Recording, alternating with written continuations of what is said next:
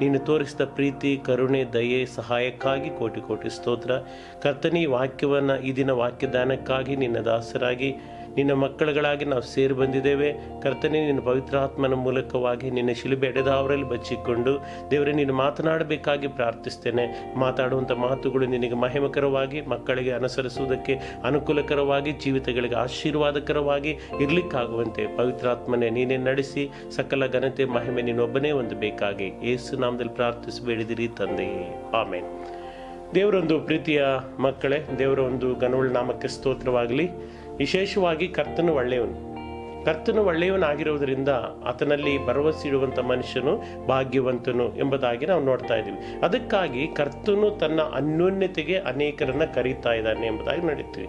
ವಿಶೇಷವಾಗಿ ದೇವರ ಅನ್ಯೋನ್ಯತೆ ಅಂದರೆ ಜೊತೆಯಲ್ಲಿ ಜೀವಿಸುವುದು ಎಂದರೆ ಅರ್ಥ. ದೇವರ ಜೊತೆಯಲ್ಲಿ ಒಬ್ಬ ಮನುಷ್ಯನು ಜೀವಿಸುವಾಗ ಅನೇಕ ಮೇಲುಗಳು, ಉಪಕಾರಗಳು, ಆಶೀರ್ವಾದಗಳನ್ನು ಹೊಂದುತ್ತಾರೆ. ವಿಶೇಷವಾಗಿ ನಾವು ಅಬ್ರಹಾಮನನ್ನು ನೋಡುವಾಗ ಅಬ್ರಹಾಮನು ದೇವರ ಮಾತಿಗೆ ವಿಧೇಯನಾಗಿ ಗುಡಾರಗಳನ್ನು ಕಟ್ಟಿ ದೇವರನ್ನು ಆರಾಧಿಸ್ತಾ ಆತನು ಅನ್ಯೋನ್ಯವಾಗಿ ದೇವರ ಜೊತೆ ಓದಿದ್ದರಿಂದ ಒಬ್ಬೊಬ್ಬರ ಮೇಲೆ ಈಗಲೂ ಯಾವಾಗಲೂ ಎಂದೆಂದಿಗೂ ಸ್ಥಿರಕಾಲ ಇರಲಿ ಸ್ವಾಮಿ, ಆಮೇನ್.